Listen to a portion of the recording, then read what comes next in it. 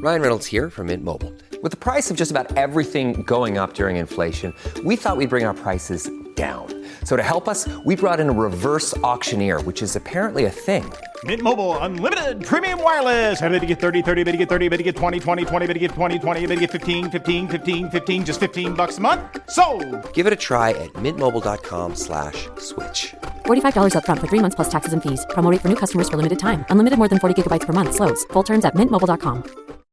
When you need mealtime inspiration, it's worth shopping Kroger, where you'll find over 30,000 mouth-watering choices that excite your inner foodie. And no matter what tasty choice you make, you'll enjoy our everyday low prices, plus extra ways to save, like digital coupons worth over $600 each week. You can also save up to $1 off per gallon at the pump with fuel points. More savings and more inspiring flavors make shopping Kroger worth it every time. Kroger, fresh for everyone. Fuel restrictions apply. Hello, I'm Pip, and welcome to the Midwife Pip podcast, the home of expert information and real chats on all things pregnancy, birth, and beyond. The realities of sleep with a newborn often just don't quite hit home until you're there. And if you checked out my most searched terms as a new first-time mum, they would almost exclusively have been sleep-related. So this episode is here to help save you from some of the pressure and anxiety I put myself under around sleep in the first 6 months. I am really looking forward to speaking today with two amazing women, Jem and Eve, founders of Calm and Bright Sleep Support, who I am honestly so grateful to because they saved us in the depth of sleep deprivation with our first son. And it's something I really wish I had had more information on before we hit that place of utter exhaustion. So welcome, ladies. And I know we were just talking about how you are just blooming heroes in the lives of so many parents. But welcome. Thank you so much for coming on to chat with me today. Thank you for having us. Oh, I love it. Like sisters and literally just echo each other there. I love it. Now, one of the things I would love to jump straight into with you guys is sleep expectations and kind of keeping it a bit real, because I think one of the things that sets us up to fail almost, especially when you have no experience with babies and sleep, is when you think of or Google a baby, they're always asleep in a cot, looking beautiful and peaceful. I mean, it just doesn't always happen like that, does it? It really doesn't. And I think it's so important that we set expectations about the fact that broken sleep in the early months is biologically normal. And I think if we set ourselves up to think that sleep will be solid from the start, it's just not realistic. And it's really hard for new parents anyway. The lack of sleep deprivation is enough for it to be hard enough without thinking that our babies should be doing something that they're not programmed to do. I love that. And I was saying before we hit record is it was the thing that was the biggest challenge for me and my husband. And it was a genuine, serious discussion when we were planning a future child. Can we do that again? Like that level of exhaustion in reality with a toddler and another human and work and all of that juggle. Can we actually put ourselves through that again? It was a genuine, serious conversation because it was really hard, which is why I'm so pleased I found people like you. But one of the things I wanted to really talk to you guys about, because I know it's a focus of the work that you're doing at the moment, is that first 6 months. Because I think historically we've kind of gone into survival mode, let adrenaline carry us through, rode the waves of like utter exhaustion and depletion, and then got to a point of like, oh gosh, we need help, which is definitely what happened to us. But what can we do that first 6 months? What does that look like? And how much can that change for parents? What should they expect? I think in the first 6 months, as Jem said, having the expectation that you're going to be getting sleep in perhaps 45-minute, 2 hour, 3 hours if you're lucky segments. And I think just knowing that it's going to be really hard for the first sort of 5-6 months is really helpful. It's not to scare, it's to validate. And I also think that if every parent knew every new parent knew, every expectant parent knew that by the 5 to 6 month mark, 11 to 12 hours are absolutely within reach, with perhaps 1 or 2 or as many as you want night feeds. You're in control. If you know that it's for a short period of time and you know that you don't have to be pressurized working on routines and getting things right, then you can actually go, do you know what?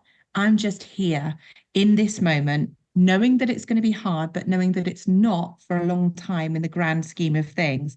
I like to use the analogy of floating in a riptide. You're taught not to swim against it, because if you do, you tire yourself out and you drown. And what we're taught to do is to literally put our heads back, our arms back, and our legs up, and to allow the current to take us, so that when we're safe and when it's calmed down, we can swim back to shore safely. So I love that analogy for the first 6 months. Oh, that's beautiful. It's so beautiful. That's so good. That's something I'm absolutely carrying with me. That's good, Pip, so relatable, good. isn't it? So relatable.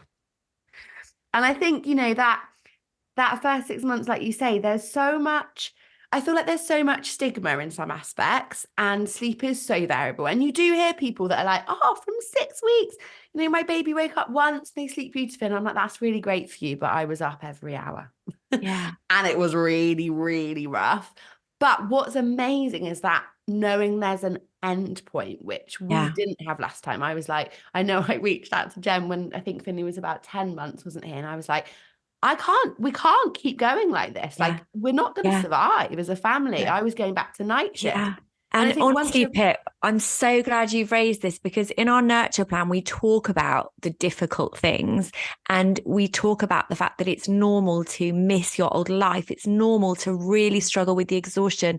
It's normal when you're navigating through matrescence and the changes that happen, similar to adolescence from a hormones point of view, from an exhaustion point of view, that you can acknowledge that that is very difficult for anyone to navigate through. So it's, even though we can't change things at the time when it's really tough, and, setting expectations really helps with that, it's so important, like Eve said, to have that hope that it will get better and this is not permanent and this too shall pass.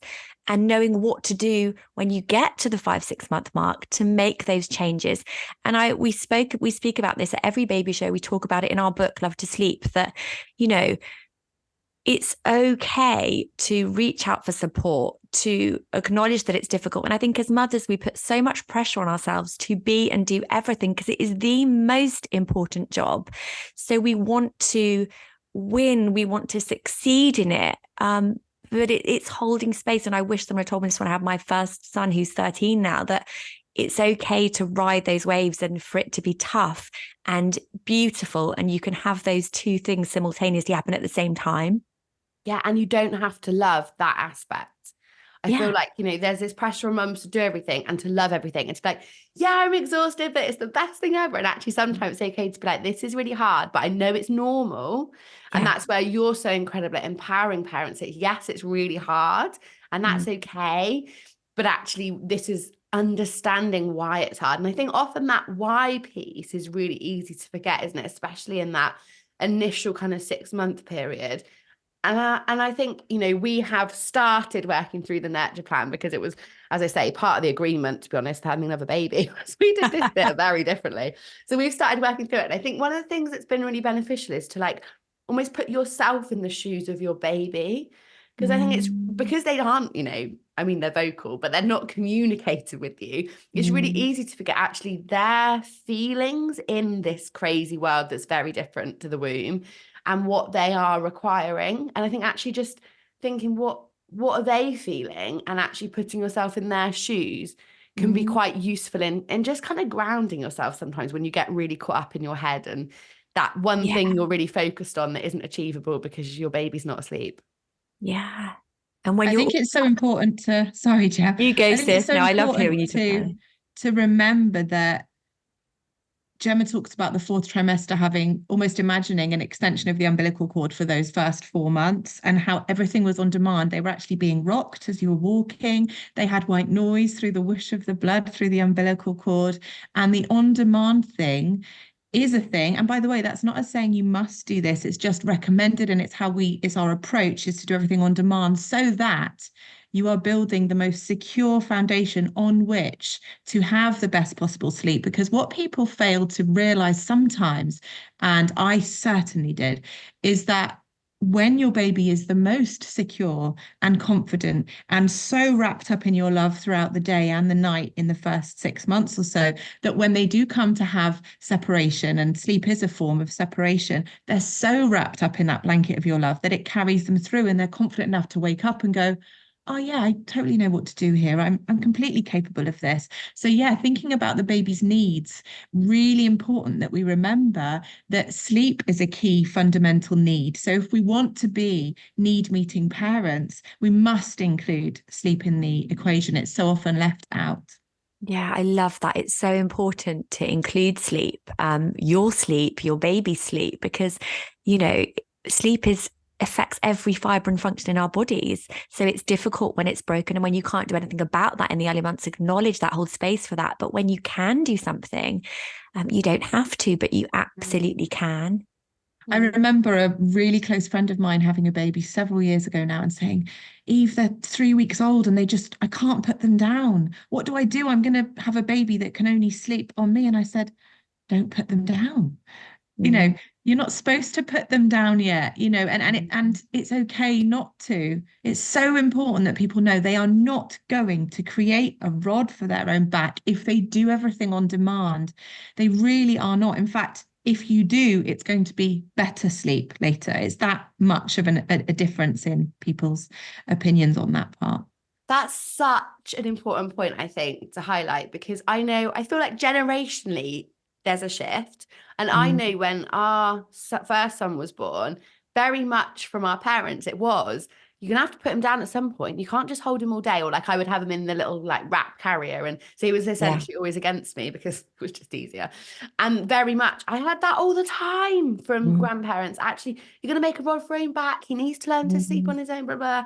We heard that. And so I feel like actually we're in this generational shift where, thanks to people like you guys and plans like you've got in the nurture plan, actually we're starting to educate ourselves and empower mums to actually be instinctive, right? Because our instinct is to cuddle our baby. It's the instinct. Oh, the mother compass. And Eve and I were just talking about this on something we did recently, but that mother compass, that intuition will not fail you. And when you're tired, you're vulnerable, right? We are so vulnerable when we're tired. And so well-meaning advice from mother-in-laws and friends and people who mean well, that can really impact us. It can make us second guess everything. So tune into that mother compass. And Eve talks so beautifully about this in the book, like drowning out the noise, drowning out anything that doesn't serve you. And I remember Eve giving me this advice when I had Kit, who was my third son. So I thought I had it all figured out, but I had so much different information coming in. And I remember Eve ringing me and saying, I want you to just create in your mind this bubble around you and James and the boys and Kit, and protect that piece. It's so important that you do that, because there's going to be, everyone has got an opinion and people like to scaremonger and they like to tell you their stories. Don't ever feel that you can't pick your baby up and hold them and be with them, because these early months are so fleeting, and it's so important that you do just that so that you don't look back and regret not doing just that.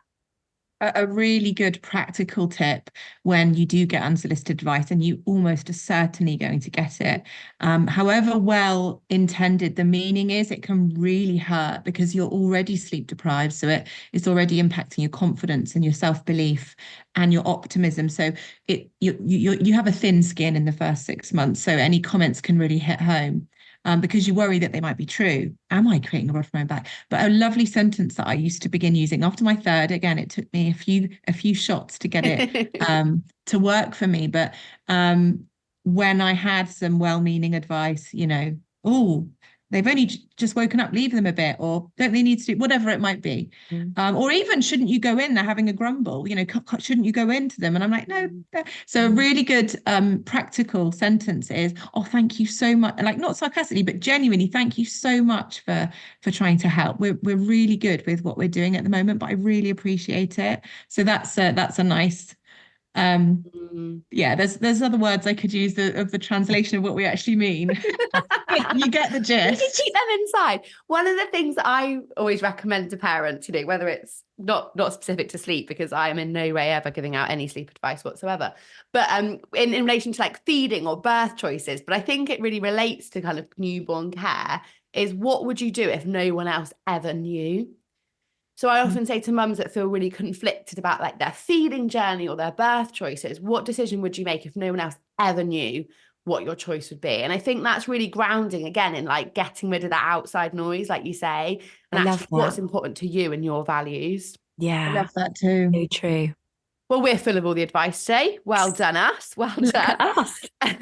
So those first 6 months, what can parents, aka me and my husband, do to support smoother sleep? Such a good question. I think so many people listening to this will want to know this. So the very thing that Eve talked about, the fourth trimester, if you do everything on demand in the fourth trimester, you are setting yourself up for good sleep, good foundations for sleep, because babies don't have melatonin in the first 12 weeks. They haven't developed their circadian rhythm gene. So if we're looking at the science side, actually, babies waking frequently is biologically normal so that they can feed often, and they need support to link in their sleep cycles. If you do that for the first 4 months, when you get to month 5, when you're through the 4-month sleep regression, it just naturally happens. And babies are ready to start learning how to self-settle with your support, with your love. And like Eve said, keeping as many feeds in as you want to. But if you do everything on demand, that is the best foundation.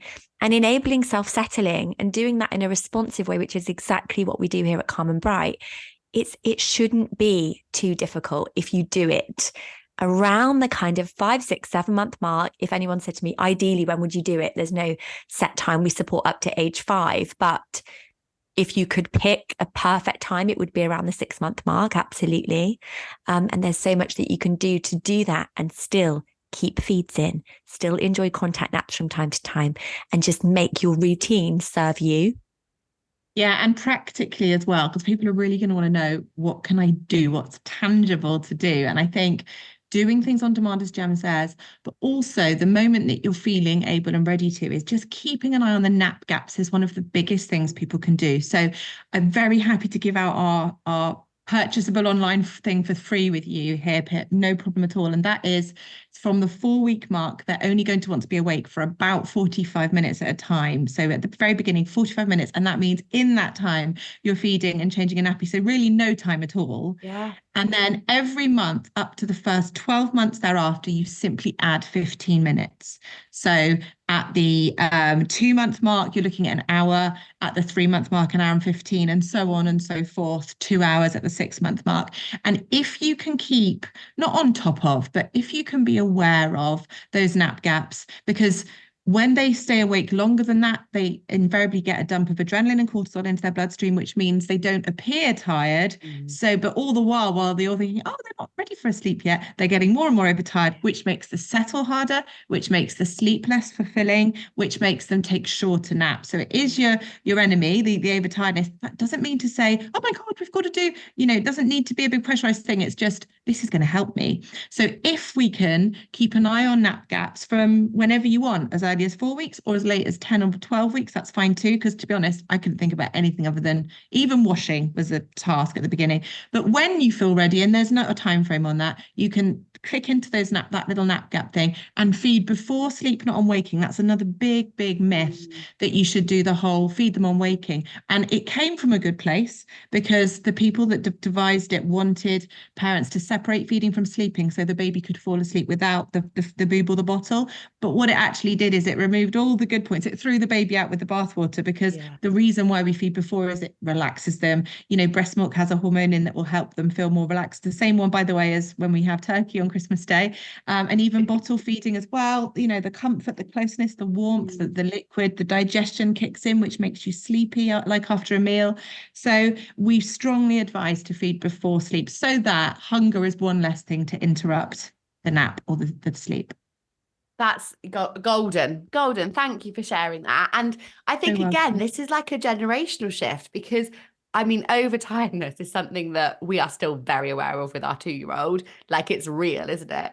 And our parents will always say to us, he doesn't need to nap. He's not tired. When children are tired enough, they'll fall asleep. And I think from my mum's perspective, I was one of those kids that would fall asleep in their dinner plate if they were tired and would just fall asleep wherever I needed to.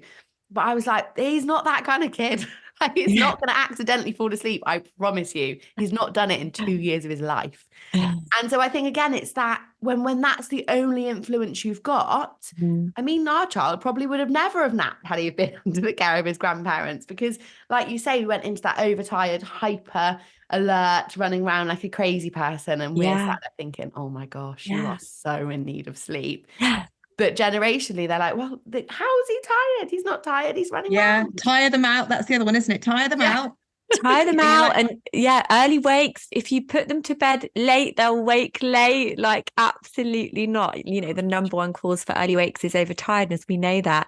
So it's trying to, because there's so much misinformation out there about sleep. Feel sorry about for everything. people. Like, a lot of it's conflicting, isn't it? Yeah, it really is. And it's hard. It's hard. And like, I really do. And I really feel for parents, which is why I love talking to people like you guys on the podcast, because we were those clueless parents. And I think there was almost a conception, because I'm a midwife, that I would know this stuff about babies. But I'm like, I work on labour ward. So at the best, I'm great for 2 weeks. And I have no clue, like, midwife, I don't know anything about sleep. So Pip, you're going to laugh at this. I'm a paediatric nurse. That's my background. I'm a paediatric nurse of 18 years. And when I had my first son, even though I had the guidance of Eve, who had started Calm and Bright, but I wasn't on board then, I thought the reason Toby slept so well was because I was a children's nurse. And I was convinced that that was the reason. And then I had Louis, my second son, he was a very large baby, 10 pounds 3. He had quite a traumatic birth. We had a really difficult time. He had a CMPA, he had a tongue tie, he had reflux. And I remember calling the labour ward as a paediatric nurse, but I was calling as a mother, calling them and saying, he really doesn't sleep at all, and he screams. And I look back now, and it was my friend who answered. Were you phoning up for a return, Jack? I was phoning up for a return. And I remember Jack, who is an amazing obstetrician who is still practicing at the hospital where I had Louis. And I remember saying, Jack, I don't know what to do. And he was like, love, it's okay. Like, you've had a difficult time. You're healing. Like, it's normal for babies to wake through the night. And I got off the phone. I'm like, yes, it is actually. And so I'm just trying to explain, like, my logic. There was no logic. No. And also, it wasn't actually down to me, because babies have different temperaments, different personalities. So if you're listening to this and you're pregnant with your second, third, fourth, and things throw you a bit, that's okay, because we become a new mother every time we become a mother. Yeah, that's true. And you've reminded me of something, Jem. I want every person listening to this to know that their worth as a parent, their parent quality rating, if there was such a thing, is not in any way linked to how well their baby sleeps. There are so many factors that are completely outside of our control. It is not a reflection of our worth as parents. Neither is how you feed your baby or any of the other things, how quickly they talk or walk. They are unfortunately not us, not mini us's. They're completely their own people. We just have, if we're lucky, the absolute honor of helping them be the most themselves they can be. And that's not always easy, but that's all we've got to do, and there's no medals or awards. Love that. Take that pressure off and get rid of that comparison. Oh my God, it's so easy to fall into the trap of. Now, one of the things that Jem mentioned was sleep regressions. And I know you mentioned that 4-month one briefly then. What's the truth behind regressions? Are they a thing? Because I remember Googling in those early weeks and being like, it's the 6-week regression. It's the 7-week regression. Like, whenever you hit Google, there's a regression at some point if you want to find it. Oh my gosh. Jem can tell you about the 4-month, but I just want to give an overview and say that when we're out of control with anything, we like to have labels or reasons because it makes us feel a semblance of control. So when we hear people saying, I'm in the 15-month regression or the 8-month regression, I know in my heart that there isn't such a thing. If first of all, a regression lasts for about 4 weeks max. So any time longer than that, it's not a regression. Secondly, you can have a regression in sleep, but it's not a regression, as in the naps need to change. They're learning a new skill, but that's not a sleep regression per se. I think way too much of the time people attribute issues to sleep regressions. Similarly, as by the way, while I'm on it, they attribute separation anxiety to exhaustion. They don't want to be alone. They're clingy. They're not happy. They're not confident. It must be separation anxiety. No, it's almost certainly that they're exhausted once you've ruled out our little checklist. But my point is that we can so often think that it's something else. It truly isn't. And this is the beautiful news again. And Jem will tell you about the 4-month sleep regression, but because it's really interesting actually. But the hope beacon, which I love to bring, is that even if you have a difficult 4-month sleep regression, and not everyone does, by the 5-month mark, it is done. So any broken sleep that lasts beyond the 5-month mark is not. It might be the remnants of the 4-month sleep regression, but it's not that, and things can be done. But I'll let Gemma talk to you about I love that. Regressions are, it's such a hot topic, right? Like if you search regressions, it's one of our most asked questions. And Eve's right, beyond the 4-month regression, there isn't a biological regression. Of course, sleep can regress at any time. And I think, like Eve said, we like to label things so that we can understand them and we have an excuse or a reason for why things are so difficult, because it's much harder to look inward and say, okay, what am I doing? Because you're just surviving and that's okay. But we label, the amount of times in our inbox, and we get between 100 and 150 messages a day, without exaggerating. That is the volume of messages that we receive through Calm and Bright. And they'll say, I'm in the 8-month regression, 9-month. And we respond with a voice note or with a message to say, it's so hard when sleep regresses. And of course, like Eve said, it can regress for illness, teething, house moves, holidays, siblings. So it can regress, but it's not a biological regression. The only one that is scientifically is the 4-month one. And like Eve said, even some babies at 4 months aren't impacted. What we know from the evidence that we've been collecting anecdotally over the last 14 years is that if sleep is relatively good before the 4-month mark, babies are less impacted by the regression. And things that you can do to help with that are using our gentle steps, which isn't sleep teaching. It's just giving tiny bits of early opportunity for sleep. But the 4-month sleep regression is real. Like I said earlier, we're seeing the development of circadian rhythm genes, which are the cycles between day and night. That doesn't exist before then. And the production of melatonin, which is good and amazing. And we want melatonin. It's the sleepy hormone. But when it arrives, it can really wreak havoc. And that is why parents will say, at 12 weeks, we were starting to get those kind of 4-hour stints, 5-hour stints, and it stopped. Well, that is why. So we do acknowledge the 4-month one as a very real one. The other regressions, we will just give you some love and support as to unpicking, why is that actually happening? What is that regression happening for? And then we can help you. I love that. In a world where we want to fix a problem, I love the fact that you're like, it's not a problem, it's a biological norm, but actually there are steps that we can take to make things smoother for everybody. You're giving me hope, guys. You're giving me hope that this baby number 2 thing is going to be okay. It really is. Now, one of the things I really want to ask you guys, because I can see why it's so important having started to work through it, but what made you decide to introduce your 0 to 6 nurture plan into your support packages? Because I know traditionally you were kind of 6 months up to 4 or 5 years of age, is it? Yeah.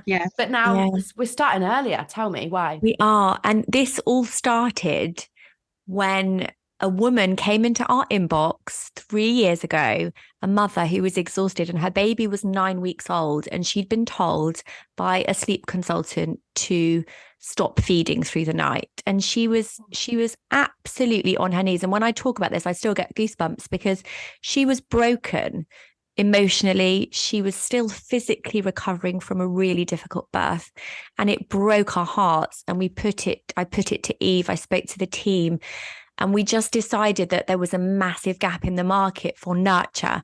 And it's almost an anti-sleep teaching plan, in that, yes, our gentle steps are in there that you can use from 12 weeks, but it's everything that we needed. It's got advice in from our Calm and Bright midwives. It's got advice about, like Eve said, riding the waves.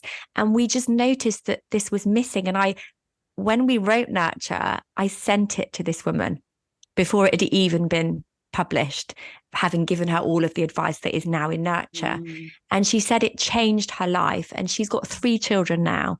And she's got twins. So she had her baby and then she's had twins, and all of her children are the same babies. They've always had the same mother. But she said with the twins, it was such a different experience because of everything that she was told. And because it's just, like I said, it's everything we needed. It helps you to relax and to hold space for yourself and to talk about the norms. And so it is missing.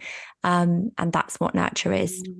It's definitely Gemma's baby. She's been talking about it even longer than 3 years, saying, I wish there was something we could give parents to take the pressure off, but we were so busy that we could never do anything with it.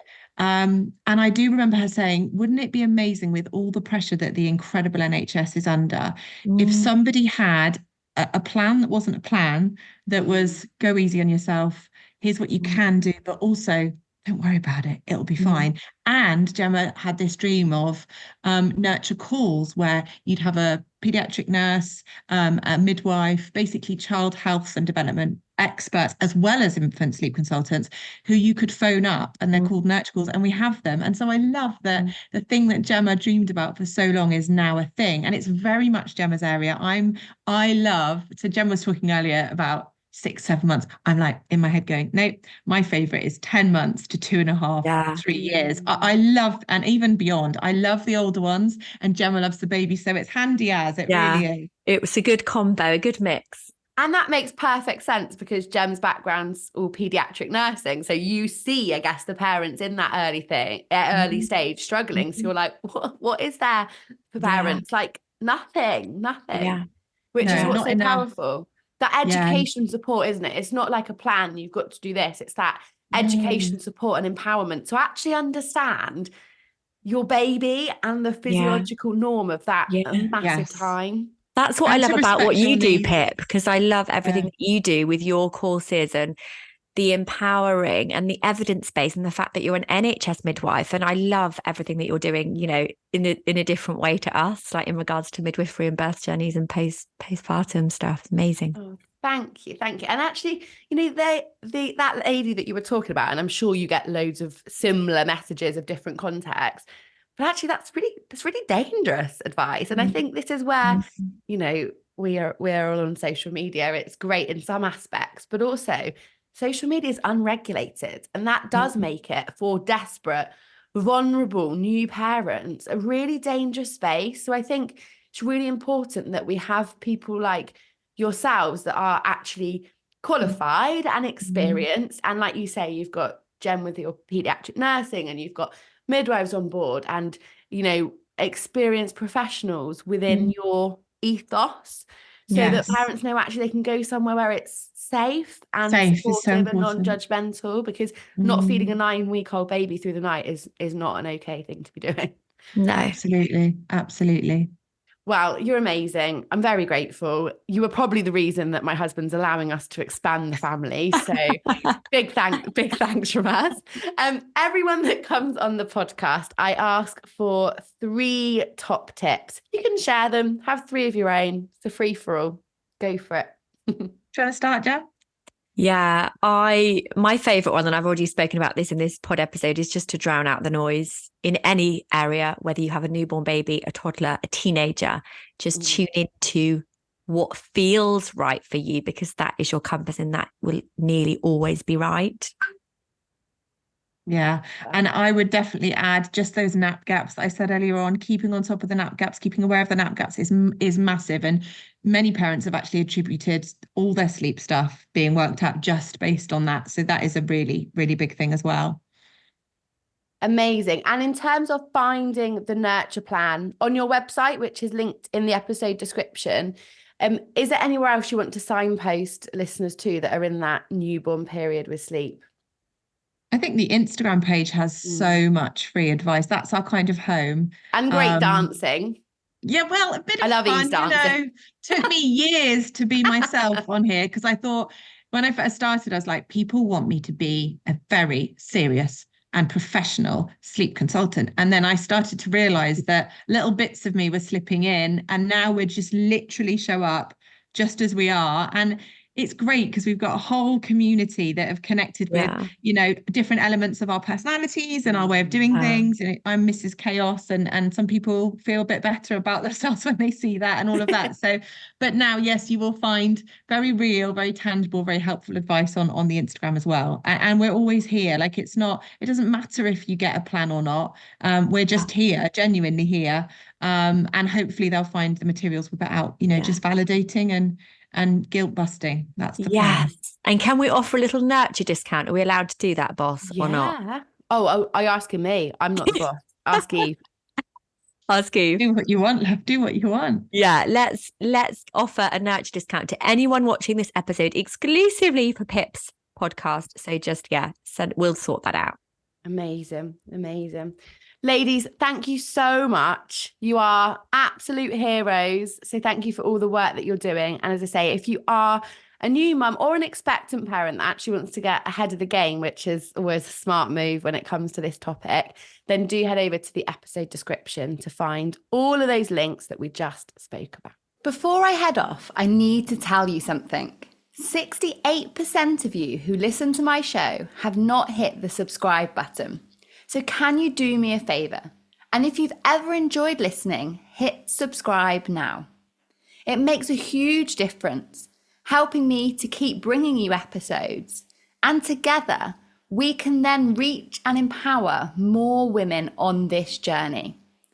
If you are a pregnant or newly postpartum listener and are looking to have the healthiest, most positive and informed journey, then my exclusive Your Pregnancy and Your Postnatal Journey courses may be for you.